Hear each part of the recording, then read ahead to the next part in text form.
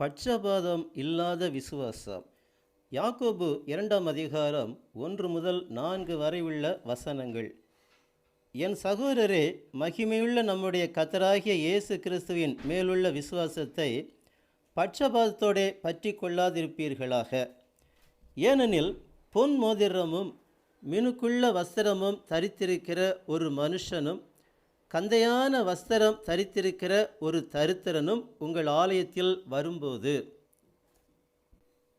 மினுக்குள்ள வஸ்திரம் தரித்தவனை கண்ணோக்கி, நீர் இந்த நல்ல இடத்தில் உட்காரும் என்றும், தரித்திரனை பார்த்து, நீ அங்கே நில்லு அல்லது இங்கே என் பாதப்படி அண்டையிலே உட்காரு என்றும் நீங்கள் சொன்னால், உங்களுக்குள்ளே பேதகம் பண்ணி தகாத சிந்தனைகளோடே நிதானிக்கிறவர்களாயிருப்பீர்கள் அல்லவா.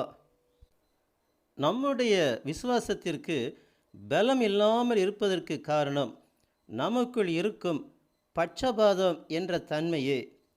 இந்த தன்மை நம்மில் அநேகருக்குள் நம்மையும் அறியாமல் நமக்குள் குடிகொண்டிருக்கும். பட்சபாதம் இல்லாத விசுவாசம் நம்மில் காணப்பட வேண்டும். நாம் ஆலயத்திற்கு அல்லது சபைக்கு செல்லும்போது அங்கே எப்படி காணப்படுகிறோம்? ஐஸ்வர்யவான்களை காணும்போது அவர்களிடம் பயத்துடனும் பக்தியுடனும் மரியாதையோடும் நடந்து கொள்ளும் தன்மை நம்மையும் அறியாமல் வெளிப்படுகிறது என்பதை உள்ளபடி நாம் அறிந்து கொள்ள வேண்டும்.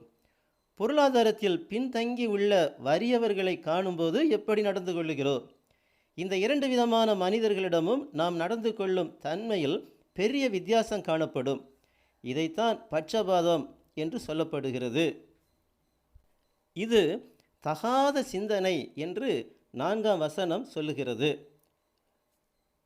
இந்த பட்சபாதம் என்ற விசுவாசத்தின் எதிரியை நாம் நம்முடைய இருதயத்திலிருந்து களைய வேண்டியதாயிருக்கிறது.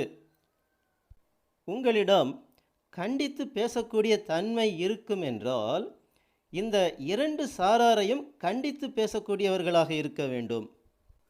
யாக்கோபு 2ஆம் அதிகாரம் 9ஆம் வசனம் சொல்லுகிறது, பட்சபாதம் உள்ளவர்களாய் இருப்பீர்களானால் பாவம் செய்து மீறினவர்கள் என்று நியாயப்பிரமாணத்தால் தீர்க்கப்படுவீர்கள். பட்சபாதம் என்பது பாவம் என்று இந்த வசனம் சொல்லுகிறது. இந்த பாவத்திற்காகவும் முழங்காற்படியிட்டு கர்த்தரிடம் மன்னிப்பு கேட்க வேண்டும். இல்லையேல் மகிமையுள்ள நம்முடைய கர்த்தராகிய இயேசு கிறிஸ்துவின் மேலுள்ள விசுவாசத்தில் வளர்ச்சி அடைய முடியாது. ஐஸ்வர்யவானையும் தரித்திரனையும் காணும்போது சமமாக பட்சபாதம் இல்லாமல் நடந்து கொள்ள பரிசுத்த ஆவியானவரின் உதவியை சார்ந்து கொள்வோம். கர்த்தராகிய இயேசு கிறிஸ்துவின் நாமம் மகிமைப்படுவதாக. ஆமேன்.